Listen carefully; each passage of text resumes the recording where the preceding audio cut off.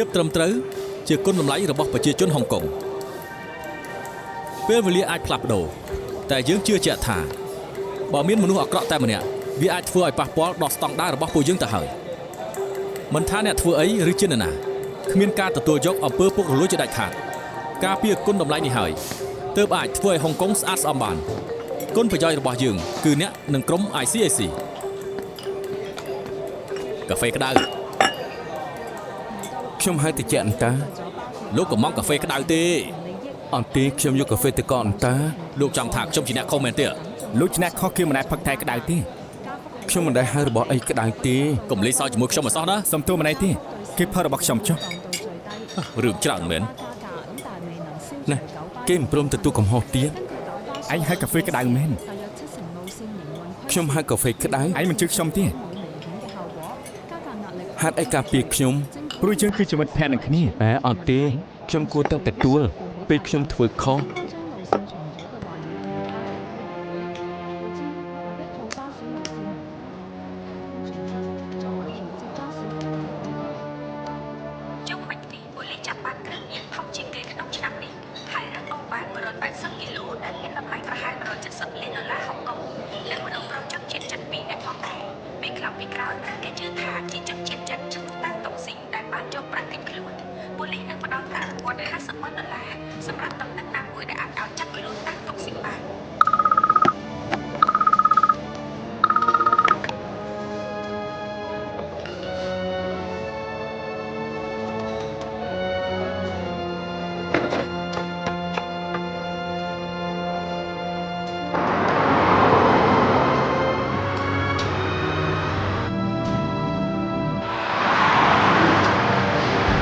ខ្ញុំមិនយល់ពីម្នាក់នេះទេមានលំនឹងស្អាតស្អំគ្មានចំណុចខ្សោយបងរំលោះរួចរាល់ប្រធានក្រុមហ៊ុនជួញដូរហ៊ុនគេរកបានពី8ទៅ10ម៉ឺនដុល្លារពេលទីផ្សាររឹងមាំពេលធ្លាក់ចុះក៏បាន4ទៅ5ម៉ឺនដែរហេតុអីត្រូវលាងលុយឲ្យអ្នកផ្សេងរឿងអ្នកពួកជើងរកលុយហើយនឹងចាយលុយគឺជារឿងពីរផ្សេងគ្នាពេលនេះលំបាកងាយអ្នកណាផ្លូវខុសណាស់ដើរផ្លូវខុសមនុស្សបែបនេះហ៎ច្បាប់ហ៎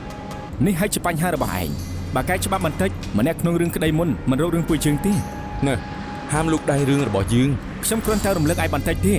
បើដណ្ដើមបាល់ចិត្តដល់ទីហើយនោះត្រូវតែទាត់អ្នកណាខ្វល់ថោកផ្សាយនោះទោះបីសុទ្ធជុលក៏ដោយបើអកផ្សាយគ្រាប់នោះក៏មិនយល់ដែរឯងនៅតែមិនយល់វាជាការងារអាជ្ញាកណ្ដាលទេថាខុសឬអត់ដោយលោកប្រធាននិយាយអញ្ចឹងច្បាប់ទី1ហាមល្មើសច្បាប់ដាច់ខាត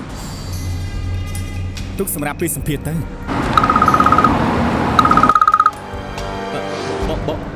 បងស៊ីញឯនៅណាសុំទោសខ្ញុំកំពុងនៅតាមផ្លូវ15នាទីទៀតសុំទោសផងណា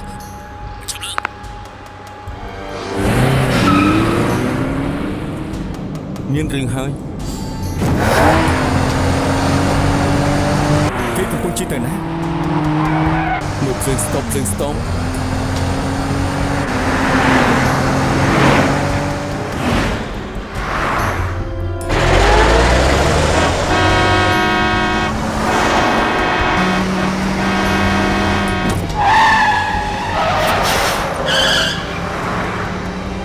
ណាឯងទៅរៀបការទេចង់តែគ្រាបទឹកខ្មុំទឹកឈុតខ្មៅខៀវអញ្ចឹងហ៎គេកំពុងប្រញាប់មានរឿងមិនស្រួលហើយភ្លើងសញ្ញាខ្ញុំនឹងជួយឯងស្ដាប់មកមាត់វិញម៉ាដាមឡាយស៊ីហុងកំពុងធ្វើសកម្មភាពគេដូចកំពុងឈ្មោះទៅឃ្លាំងកប៉ាល់ហើយតាមគេពួកយើងកំពុងទៅប្រាប់ក្រុមការងារទៅឃ្លាំងកប៉ាល់ Yes madam Charlie Data ឆាប់ទៅមើលឃ្លាំងកប៉ាល់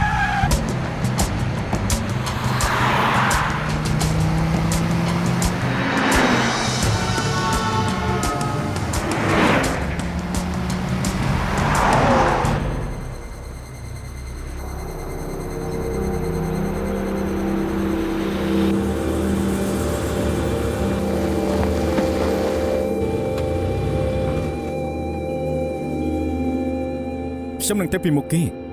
អញទៅពីក្រៅចុះ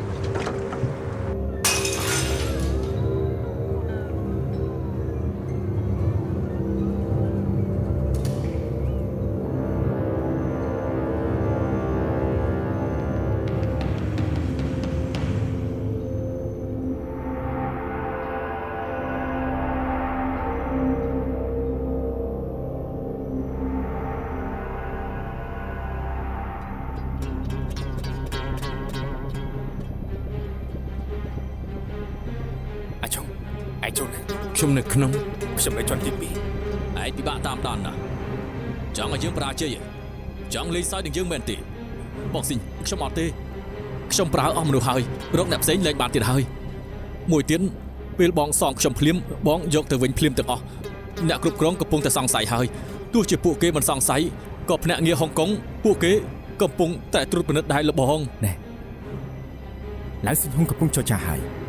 មកខាងនេះមក មានសម្រាប់ច្រើននៅលើចិន្តាចាំតិច ជុំនិយាយច្រើនទៅឆាប់ឆ្លើយនឹងយើងមកតើព្រមឬក៏ ឆុងយ៉ាងម៉េចហើយ ម្ដាមគោលដៅដូចជាកំពុងចរចាគ្នា មានមនុស្សប្រមាណនេះ មិនច្បាស់ទេ 5នាទីទៀតទៅដល់កុំធ្វើអីរហូតពួកយើងទៅដល់ ស្ដាប់យើងឲ្យច្បាស់ណាស់យើងមិនខ្វល់ថាឯងធ្វើយ៉ាងម៉េចទេឯងមានពេល3ថ្ងៃដាក់លុយស្អាតចូលកុងរបស់យើងណាស្ដាប់បានទេ អាឆុងគេកំពុងចរចាហើយយើងគួរចូលទៅណា កុំទាន់អាចចូលយើងមិនដឹងថាវាមានប្រមាណអ្នកទេ យ៉ាងច្រើន2ទៅ3នាក់យើងអាចទប់ទល់បាន ចាំម្ដាមសិនកុំធ្វើអីផ្ដេសផ្ដាស នេះចូលការមានហើយបើយើងមិនចូលពេលម្ដាមមកនឹងហួសពេលទាត់បើចូលទីយើងចូលហើយណាអាមីងអីស៊ី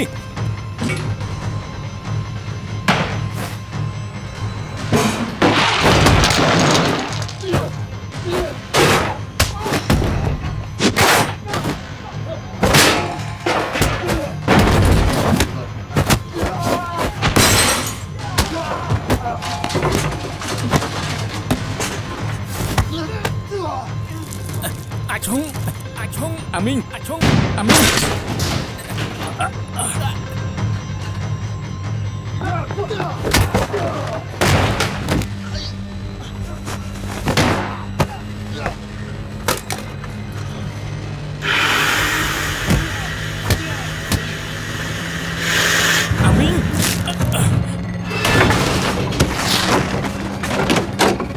អាមីង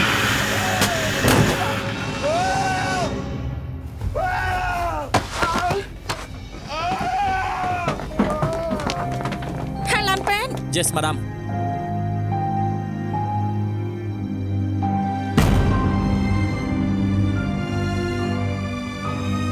ឆុងអាមីងលាឈប់ពី ICAC ហើយ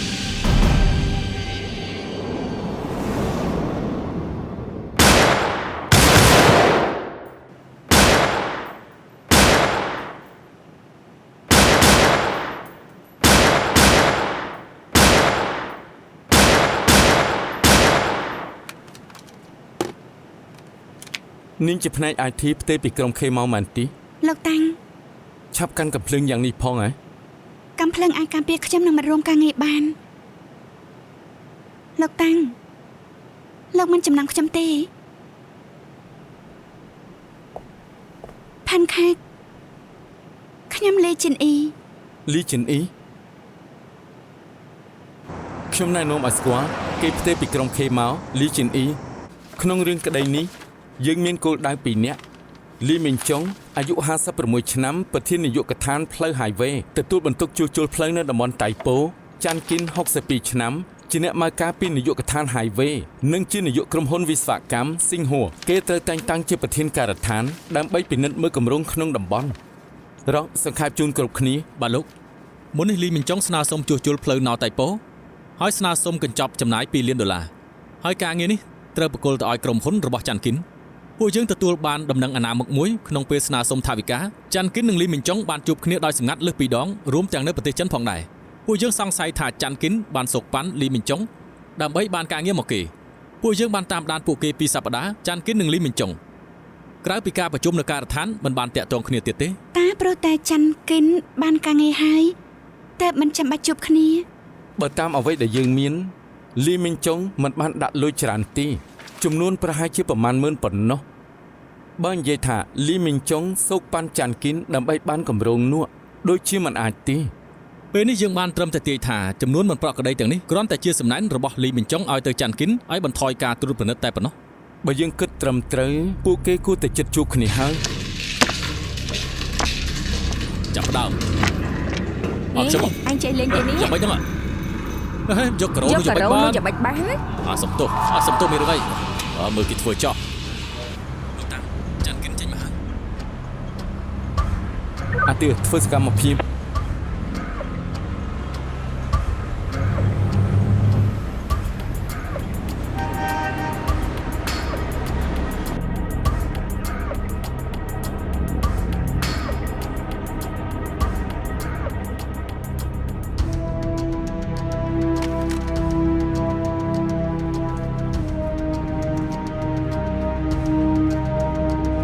លោកតាំងចង់គេងចេញពីហៅស៊ីឌីហើយ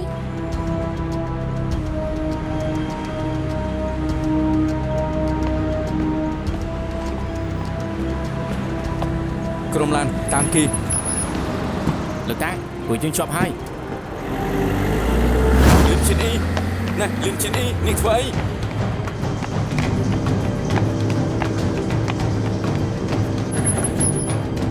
ណែកុំទៅចិត្តគេ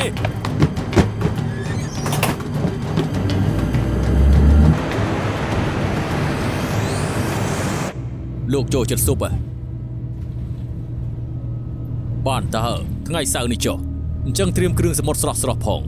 អញ្ចឹងប៉ុណ្ណឹងបានហើយចាំជួបគ្នាបងចុង អាអ៊ីរាយការណ៍ភ្លាមរាយការណ៍ពេលនេះអាអ៊ី អាឡូខ្ញុំច័ន្ទគិនប្រាប់អ្នកនាងយីងឲ្យកក់បន្ទប់ VIP មួយចាំខលមកខ្ញុំវិញ66 59 82 30គុត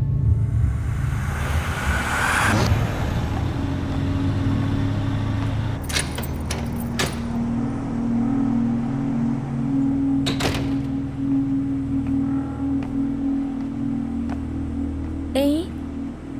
យើងមិនតន់បើកទេអ្នកនាងត្រូវការអី មិត្តខ្ញុំថាមានស្រីស្អាតធ្វើការនៅទីនេះឈ្មោះយិញពិតជាអ្នកនាងហើយខ្ញុំត្រូវការកក់តុកមួយ ចាបានចាំខ្ញុំមើលឲ្យពេលណាហើយប្រហែលអ្នកដែរ ពេលអ្នកយប់ថ្ងៃសៅរ៍ ម៉ោងប្រហែលដែរ ខ្ញុំចង់បានផ្ទាល់ខ្លួនបន្តិចនឹងអាចរកបន្ទប់ VIP បានទេ មានភ្ញៀវម្នាក់បានកក់បន្ទប់ VIP ហើយតែថ្ងៃសៅរ៍កក់ពេញហើយខ្ញុំរកបន្ទប់ឲ្យគេក៏មិនបានដែរ អញ្ចឹង មិនអីទេស្រីស្អាតមិនប្រកាន់ទេណែអ្នកនាងទុកលេខទូរស័ព្ទឲ្យខ្ញុំមក អរគុណច្រើនអរគុណច្រើន នាងធ្វើសកម្មភាពដំបូងក៏ប្រឆាំងនឹងបញ្ជាខ្ញុំទៅហើយខ្ញុំមិនខ្វល់ថានាងធ្វើអីនៅក្រុមខេតទេតែពេលនេះនាងនៅក្នុងក្រុមរបស់ខ្ញុំ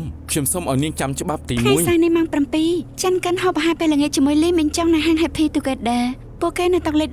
14ខ្ញុំកក់តុកចាប់នោះម៉ោង6កន្លះ នាងមានសមត្ថភាពក៏ត្រូវគោរពវិន័យដែរហេតុអីមិនតាក់ទងមកវិញ ចិនកិនកំពុងអង្គុយជាប់ខ្ញុំបានលោកខលមកវិញទេ លោកតាំងគ្មានសញ្ញាពីច័ន្ទគិនទេ បងសម្លាញ់ ហ៎ បងដឹងថាយើងជាអ្វីនឹងគ្នាមែនទេ ជាគូស្នេហ៍ ប្រកាសហើយបងធ្វើធម្មតាទេបងដូចជាភ័យដល់ហើយពេលជួបគ្នាហូបទេ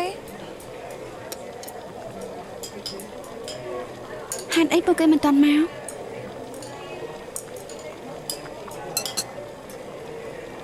អេថាកែ បាទ ទីនេះខ្យល់ខ្លាំងណាស់មិត្តស្រីខ្ញុំឈឺក្បាលហើយទៅអង្គុយខាងនោះបានទេ បាទបានពួកគេទៅខាងលើហើយខ្ញុំនាំទៅខាងនោះចុះ អូ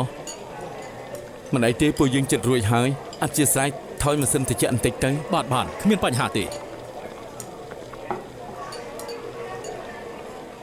ពួកគេទៅជន់លឺ ខ្ញុំទៅមើលហើយ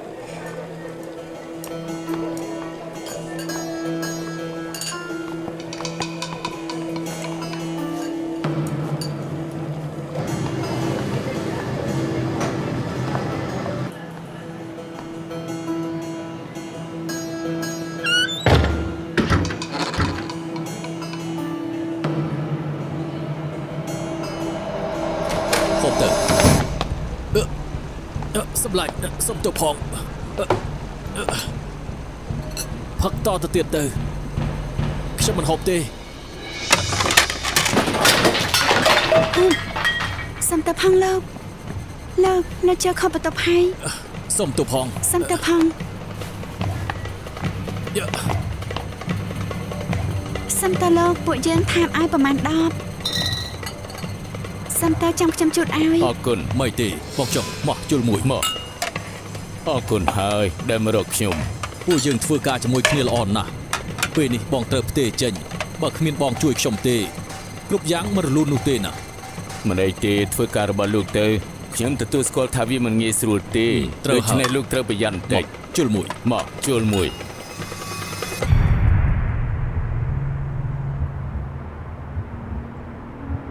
ជាអាហារលាគ្នាលុយអាចវេរួចហើយបើយើងចោលតែពេលនេះយើងមានឱកាសចាប់ពួកគេបាននាងបានត្រឹមលើការផ្ទេររបស់លីមីងចុងទីមិនមានន័យថាលួចបដូរម្ចាស់ឯណាបើជាអាហារលាគ្នាមែនពួកគេប្រហែលមិនជួបគ្នាទេក្រោយពីថ្ងៃនេះលោកតាំងបើនាងសម្រុកចូលទៅនៅពេលនេះហើយរកមិនឃើញអីនោះយើងនឹងចាញ់ក្តីនេះទោះបីជារកអីមិនឃើញយើងនឹងមានឱកាសបើយើងនាំពួកគេមកបានបើពួកគេលែងមិនជួបគ្នាយើងក៏គ្មានរឿងក្តីដែរ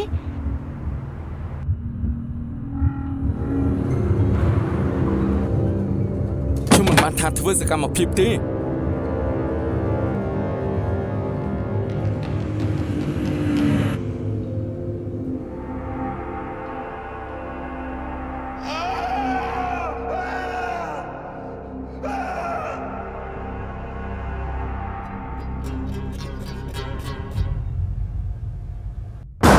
ខ្ញុំមិនបានថាធ្វើសកម្មភាពទេ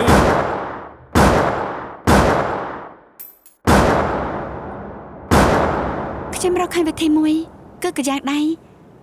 លេមិនចង់នឹងដាក់លុយរាល់ខែចូលក្នុងកង់របស់គេពីលើប្រាក់ខែគេដាក់តាម ATM យើងតាក់ទងទៅធនាគារលើក្រោយពេលគេដាក់ប្រាក់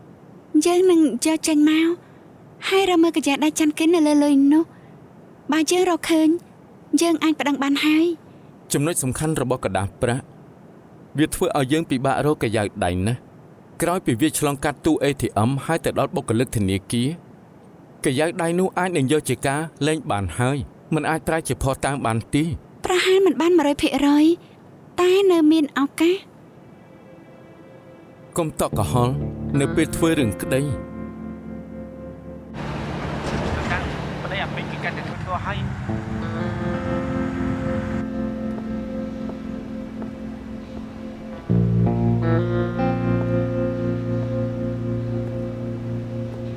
យ៉ាងមិនហើយ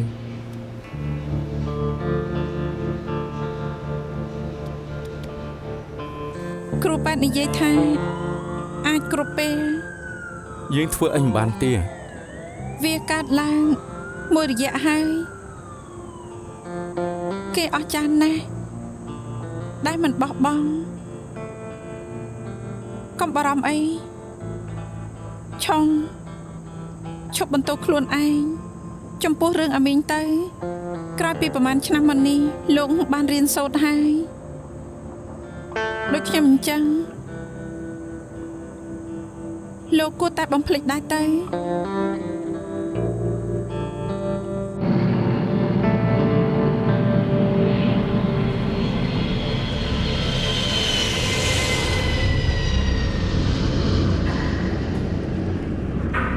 លោកមកនេះគឺសាមូមីខ្ញុំនៅហុងកុង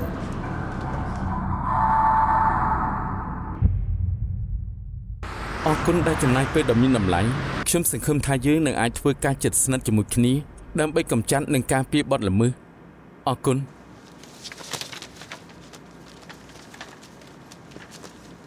ពួកយើងមានតែចូលរួមច្រើនអរគុណសម្រាប់ពេលវេលាខ្ញុំគួរតែអរគុណលោកខ្ញុំចង់បានអនុសាសន៍ពីរឿងខ្លះលោកមានពេលទេបានតើ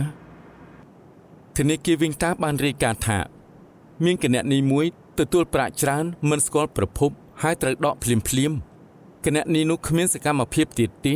ធនាគារពិនិត្យជាមួយនឹងបុគ្គលិកដែលបើកគណនីហើយរកឃើញនៅក្នុងពេលមួយសប្តាហ៍គេបើកគណនីបែបនេះជាង10សម្រាប់ភ្ញៀវផ្សេងគ្នាដែលគ្មានសកម្មភាពពួកគេសង្ស័យថាជាគណនីចម្បងដើម្បីសម្រួលការលាងលុយជាស៊ីនឆាយជាមួយធនាគារពីរឿងបុគ្គលិកបន្ថែមចាស់លើអ៊ីខ្ញុំមិនខ្វល់ទេនាងត្រូវពិនិត្យឯកសារទាំងអស់យប់នេះ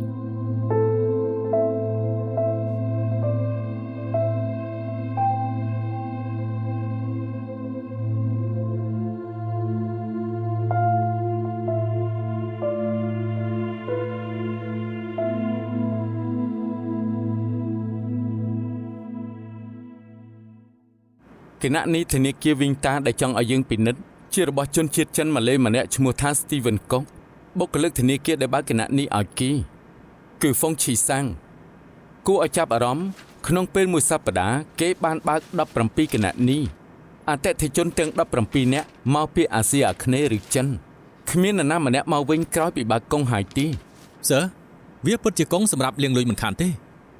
ភាគរយខ្ពស់ណាស់ ឯកសារដែលពួកគេផ្ដល់ឲ្យបើគណៈនេះមានរបស់មួយដូចគ្នាមុនពេលពួកគេបើគណៈនេះពួកគេសញ្ញេជានាយកក្រុមហ៊ុនណាមួយភាគច្រើនសិតតែខ្លែងបន្លំគ្មានការពិតទេ បុគ្គលិកធនាគារចាប់មិនបានទេពេលពួកគេអនុញ្ញាតឲ្យបើក បើឯកសារដែលគេប្រគល់ឲ្យគួរឲ្យសង្ស័យហ្វុងជឺសានអាចអះអាងថាជាការធ្វេសប្រហែសបានក្នុងពេលនេះគ្មានភស្តុតាងបញ្ជាក់ថាគេទទួលប្រយោជន៍ពីការបើកទេគេសំខាន់ជាងគេជាស៊ីនតាមដានហ្វុងជីសាននិងបុគ្គលិក12នាក់នៅធនាគារវិញតាដែលបានបើកគណនីស្តៀងគ្នារបៀបធ្វើការនឹងប្រភេទសឹងតែដូចគ្នាសូម្បីតែឯកសារដែលប្រគល់មកក៏ដូចគ្នានេះមិនជារឿងក្តីសាមញ្ញទេនាំគេទាំង12នាក់មក ទទួលបានលោកពូនជាវ័យ អ្នកដេញឆឹងជាជី លោកចូលជាគិត ICAC ICAC ICAC ICAC ICAC ឯកសារដែលក្រុមហ៊ុនប្រគល់មកខុសពីប្រភេទការរកស៊ីពីចុះបញ្ជីលោកអនុញ្ញាតឲ្យបើកជាម៉េចទៅ ខ្ញុំរវល់ពេកមិនចាប់អារម្មណ៍ ពួកគេទាំងនេះចាប់ផ្ដើមធ្វើនាយកក្រុមហ៊ុនតែមួយថ្ងៃមុនពេលបើកគណនីលោកមិនគិតថាមានបញ្ហាទេ វាមិនជាន់គ្នាជាមួយពេលបើកគណនីទេមួយយ៉ាងក៏លើសពីដែនរបស់ខ្ញុំដែរលោកកុកលោកទិញនាឡិកា2ក្នុងរយៈពេល1ខែពិតជាមានប្រាក់ច្រើនហើយ ណែលោកតែមានលការខុសច្បាប់ដែរ នាឡិកាតម្លៃ $10,000 លោកបានប្រាក់ពីណាមក ឈ្នះពីការចាក់សេះណា អាសយដ្ឋានក្រុមហ៊ុនសុទ្ធតែខ្លាំងលោកមិនចាប់អារម្មណ៍ទេ ខ្ញុំធ្វើប្រហែសមិនបានពិនិត្យ2ដង ម៉ាដាមខ្ញុំមានសិទ្ធិនៅស្ងៀមបានណា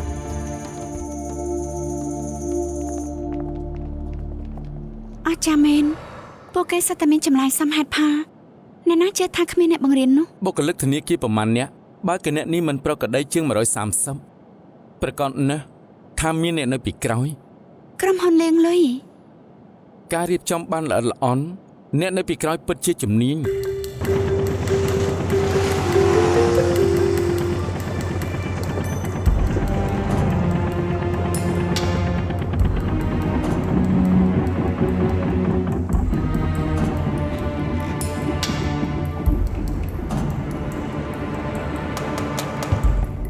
ខ្ញុំនឹងជួបម៉ាដាមម៉ាន់ជីអ៊ីនៅខាងស្អែកនេះមានផុសតាងទីនឹង មានខ្ញុំរកឃើញថាគណនីកណ្ដាលតែតែមានបញ្ហាតាំងពី4ខែមុនមានប្រាក់ជាច្រើនបានផ្ទេរពីគណនីកណ្ដាលនេះចូលទៅក្នុងក្រុមហ៊ុនវិនិយោគ3ផ្សេងគ្នាទៀតហើយខ្ញុំបានរកឃើញទៀតថាគេបានចុះបញ្ជីពីឈ្មោះតែម្នាក់គត់គឺឈ្មោះលោកគ្រូផល ពេលនេះគេណែណា ខ្ញុំបានពិនិត្យហើយ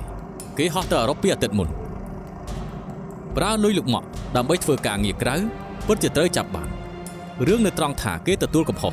ឬក៏ទម្លាក់កំហុសទៅឲ្យអ្នកនាងមក ពេលគេចុះបញ្ជីពេលណានាំគេមកខ្ញុំ ទទួលបាន លោកនេះជាសកម្មភាពគណៈនៃលីមីងចុងភាគច្រើនដាក់ប្រាក់នៅពេលកណាជប់នៅតាមទូ ATM ផ្សេង Sir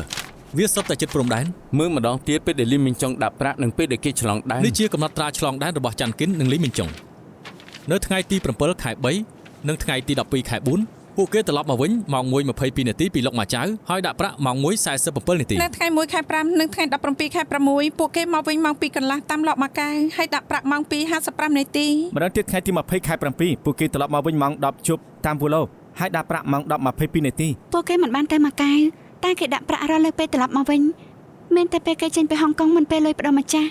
គេពិតជាគិតថានៅពីលើច្បាប់ហើយនៅក្រៅហុងកុង ចាន់គិនមានការងារមួយត្រូវបញ្ចប់គេពិតជាទៅសុំឲ្យលីមីងចុងជួយលើកនេះអាចជាលើកចុងក្រោយមុនពេលលីមីងចុងផ្ទៃចេញខ្ញុំចង់ឲ្យគ្រប់គ្នាតាមដានគេ24ម៉ោង ទទួលបាន មានដំណឹងចាន់គិនកំពុងជួបលីមីងចុងដើម្បីឆ្លងដែន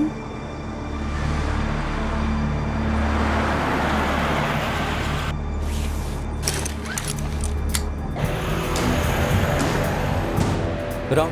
ខ្ញុំចង់ឲ្យមានមនុស្សនៅគ្រប់ច្រកត្រៀមធ្វើសកម្មភាព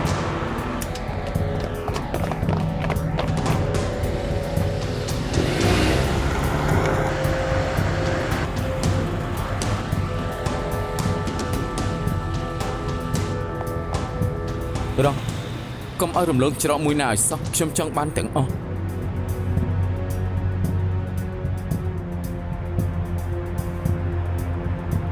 លោកតាំងពេលនេះកណ្ដាលជប់ហើយច្រកផ្សេងបាត់អស់ហើយដោយសារតែគេមិនបើកបរគេគួរតែមកតាមនេះ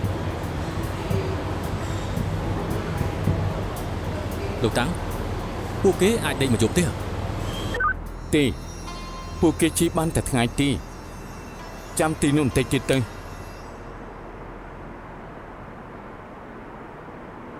លោកគិតអី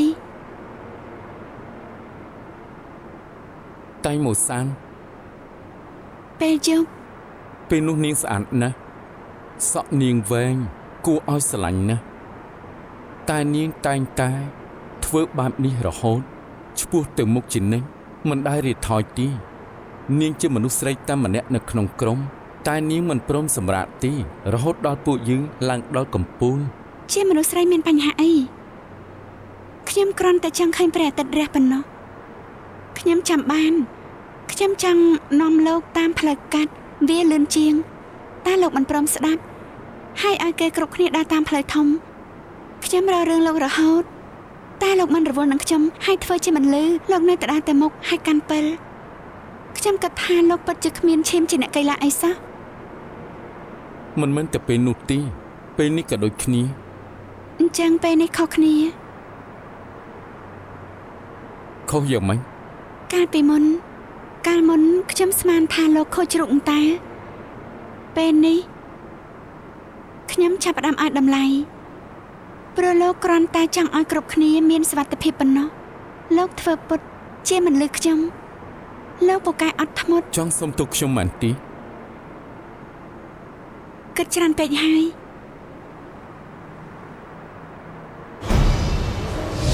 លោកតា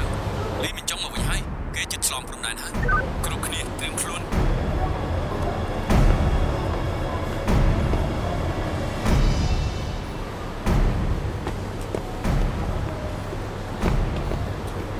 លោកតាយើងចាប់ខ្លួនពេលនេះទេ ចាន់គិនឯណា គ្មានសញ្ញាទេ ឈប់សិន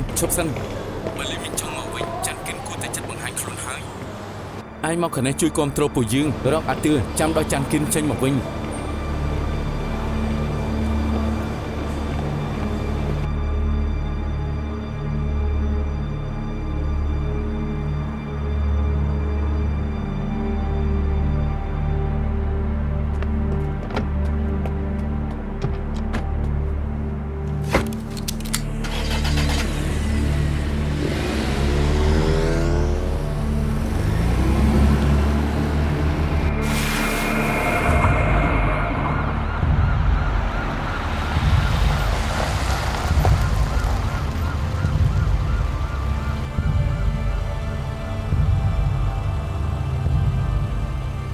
គេពិតជាដាក់ប្រាក់មែន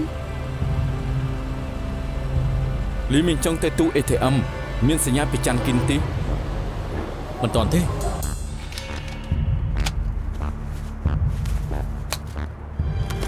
នៅពេលលុយចូលចាប់ហើយ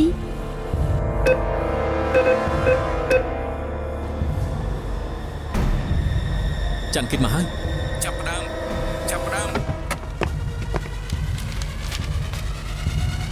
ICAC លោកចាន់គិនពួកយើងសង្ស័យថាលោកបានផ្ដល់សំណុកទៅមន្ត្រីរាជការលោកត្រូវចាប់ខ្លួន ICAC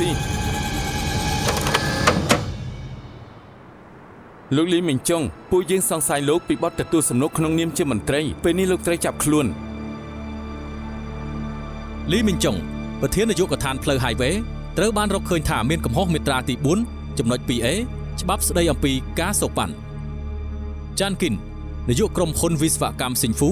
ជាប់ចោទពីបទសូកប៉ាន់មន្ត្រីរាជការត្រូវមានកំហុសក្នុងមាត្រាទី4ចំណុច 1A ច្បាប់ស្តីអំពីការសូកប៉ាន់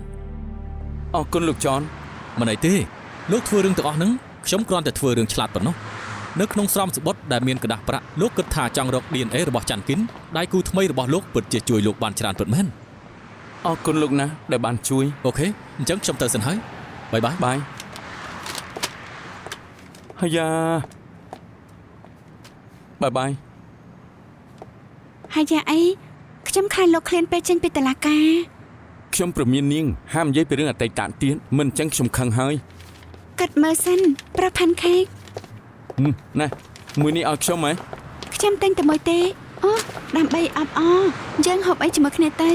ចាំខ្ញុំធ្វើម្ហូប ប្រហែលថ្ងៃហើយសើម ហ្វ្រេទេសំនឹងលោកនឹងហើយ វ៉ាគេពូកែមែន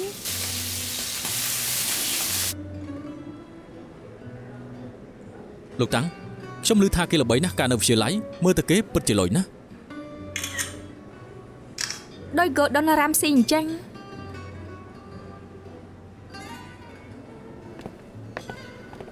យ៉ាងម៉េចមកហូបយ៉ាងម៉េចដែរ ល្អមែនទែនតែម្ហូបឆ្ងាញ់ក៏ត្រូវមានចំណុចកែតម្រូវដែរក្នុងនាមខ្ញុំជាមិត្តរួមការងារពួកយើងនឹងមកដាក់បន្ទុកឲ្យលើកក្រោយទៀត គ្មានបញ្ហាទេ នំផែនខេក ត្រូវហើយធ្វើជាពិសេសសម្រាប់លោកតាំង លីជីនអ៊ីហាមលេងសើច នឹកដល់ការចងចាំផ្អែមល្ហែមមែនទេ ការចងចាំផ្អែមល្ហែមអី ពេលលោកតាំងនៅរៀនវិទ្យាល័យ នេះ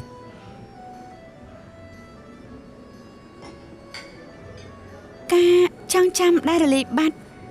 គឺយើងមិនអាចត្រឡប់ទៅបានពេលទៅបាត់គឺបាត់រហូតហើយ មានន័យថាម៉េច បើខ្ញុំនៅនិយាយទៀតខ្ញុំក៏ត្រូវចាប់ដែរ ស្មានតែគេដឹងរឿងសម្រាប់គាត់ ស្មានថាបានស្ដាប់ហើយ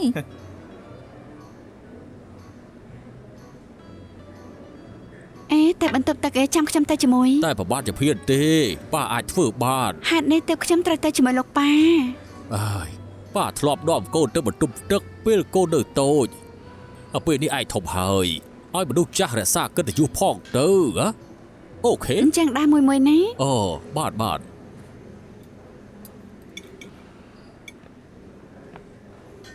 មិនឌី ឆុង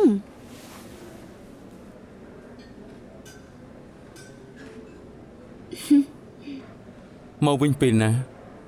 គឺតាំងពីសប្តាហ៍មុនប៉ាខ្ញុំរបួសជើងខ្ញុំត្រឡប់មកនៅជាមួយគាត់ ចុះអាមីង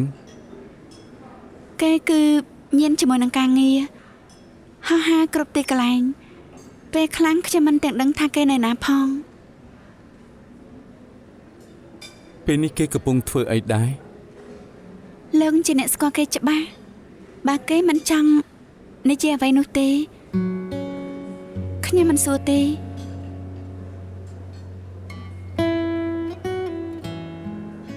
ខ្ញុំសប្បាយចិត្តដែលលោកនៅខ្វល់ពីគេប៉ុន្តែឆុងលោកគួរតែដឹងច្បាស់តាំងពីថ្ងៃដែលយើងចេញពីហុងកុងមកគ្រប់យ៉ាងពីមុនទាំងអស់គឺត្រូវបញ្ចប់រួមទាំងមិត្តរបស់គេតែខ្ញុំនៅតែប្រើលេខដដែល អរគុណ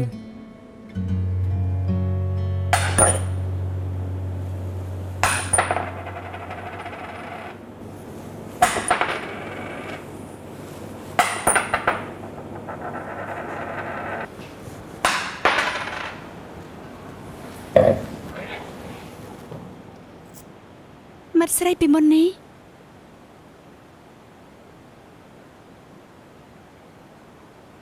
ប្រពន្ធមិត្តភក្តិ អូស្នេហាត្រៃកោណនេះ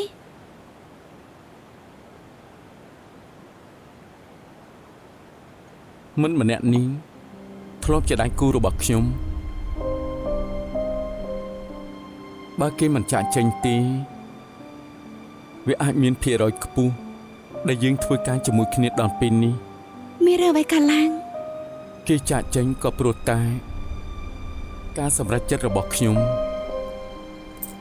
ខានជួគេ10ឆ្នាំហើយ យូរដល់10ឆ្នាំផងអីពិតជាការសម្រេចចិត្តដ៏ធំហើយ វាហួសហើយកុំខ្វល់អី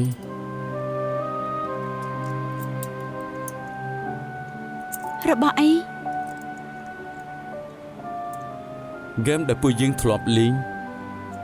លេងយ៉ាងម៉េច អ្នកចាញ់ត្រូវតែផឹក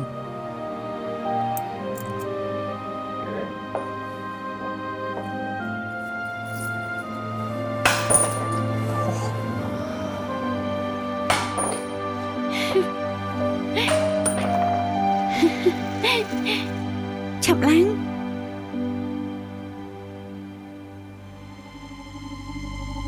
លោកតាំងធនាគារតាក់ទងមក ជាស៊ីនហេងចូលឡានខ្ញុំអ្នកសល់នៅប្រចាំការ ទទួលបាន លោកតាំងគោលដៅគឺលីជីឈិញយើងសង្ស័យថាគេសូកប៉ាន់ដើម្បីឲ្យបើកគណនីនៅធនាគារវិនតាគេលេងមកវិញក្រោយពីបើកកង់នោះរួចជឿមិនដឹងថាមិនក៏គេមកវិញទេគេថាមកទិញម្សៅទៅដោះគោឯង នេះជាអ្វីដែលគេនិយាយ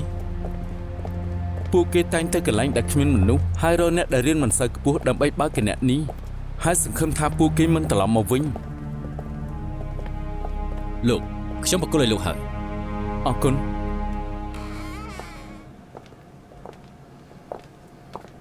ខ្ញុំទៅបានពេលណាកូនខ្ញុំកំពុងចាំខ្ញុំហូបបាយជាមួយគ្នា ពួកយើងមកពី ICAC យ៉ាងម៉េចហ្នឹងទិញម្សៅទឹកដោះគោខុសច្បាប់ដែរ ខ្ញុំតាំងវៃកុងប្រធានផ្នែកស៊ើបអង្កេត ខ្ញុំមិនស្គាល់លោកទេ យើងសង្ស័យថានាងបន្លំឯកសារដើម្បីបើកគណនី ខ្ញុំមិនយល់លោកនិយាយទេ យើងត្រូវនាំអ្នកនាងទៅសួរចម្លើយ ខ្ញុំត្រូវទៅមន្ទីរពេទ្យ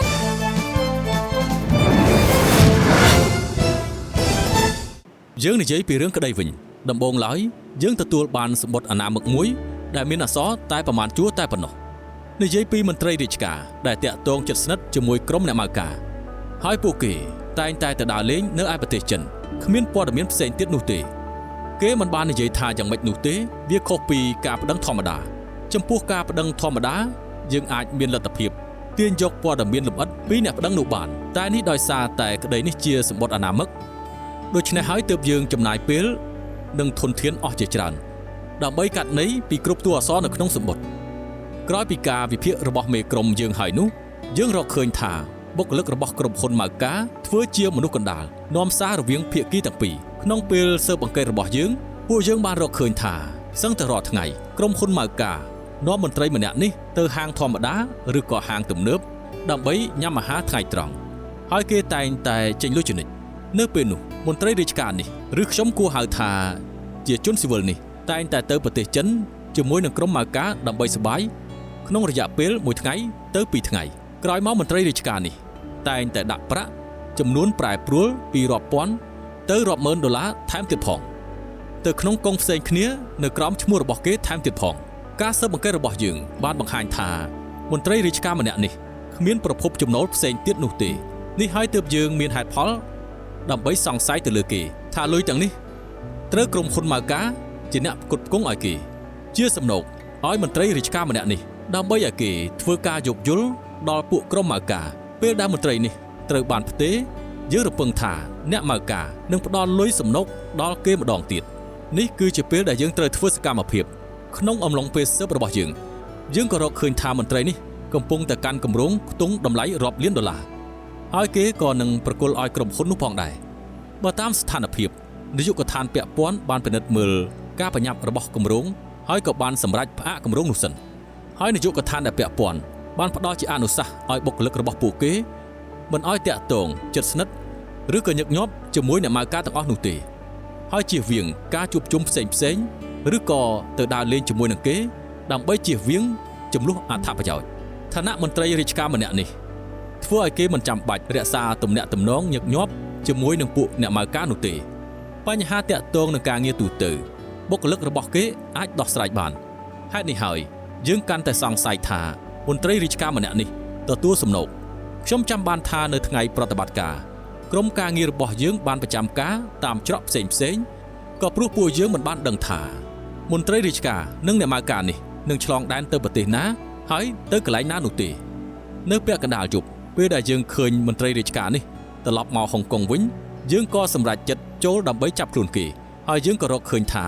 មានលុយចំនួន$50,000នៅជាប់នឹងខ្លួនគេតាមការវិភាគរបស់យើងបានបង្ហាញថាអ្នកម៉ៅការបានឲ្យប្រាក់ទៅមន្ត្រីរាជការនេះពិតមែនក្រោយមកនៅក្នុងតុលាការពេលដែលរដ្ឋអាជ្ញាបានបង្ហាញភស្តុតាងតុលាការក៏ព្រមទទួលយកហើយរកឃើញថាមន្ត្រីនេះនិងអ្នកម៉ៅការមានទោសពិតមែនដូច្នេះហើយរឿងក្តីនេះពិតជាមានការស្មុគស្មាញក្នុងការស៊ើបអង្កេតពិតមែនខ្ញុំយល់ថាវាពិតជាពិបាកដូច្នេះហើយយើងត្រូវស្រាវជ្រាវម្ដងបន្តិចដើម្បីឈានទៅដល់ការចាប់ខ្លួនគេដើម្បីយកមកផ្ដន្ទាទោសហើយខ្ញុំក៏សូមអរគុណដល់មិត្តរួមការងារទាំងអស់គ្នាដែលបានជួយដល់ការស៊ើបអង្កេតរបស់រឿងក្តីនេះដូច្នេះហើយការខិតខំរបស់ពួកយើងក្នុងរឿងក្តីនេះពិតជាមិនអាសាបង់នោះទេហើយខ្ញុំក៏សូមអរគុណដល់ថ្នាក់ដឹកនាំគ្រប់ផ្នែកទាំងអស់ដែលបានជួយទាន់ពេលវេលានៅក្នុងកំឡុងពេលដែលពួកយើងកំពុងតែស៊ើបអង្កេតដើម្បីឲ្យការងាររបស់ពួកយើងទៅបានដោយរលូនហេតុនេះហើយវាក៏បង្ហាញពីការប្រឆាំងដាច់ខាតចំពោះអំពើពុករលួយមិនអាចមាននៅហុងកុងពួកយើងបានជាដាច់ខាត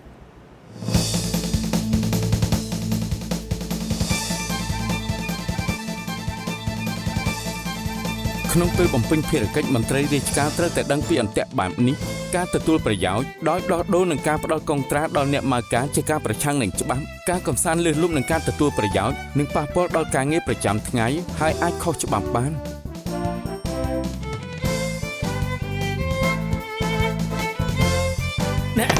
ICC